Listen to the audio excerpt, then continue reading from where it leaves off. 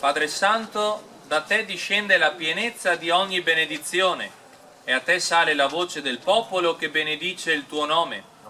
Nella tua benevolenza proteggi i lavoratori e i loro strumenti di lavoro.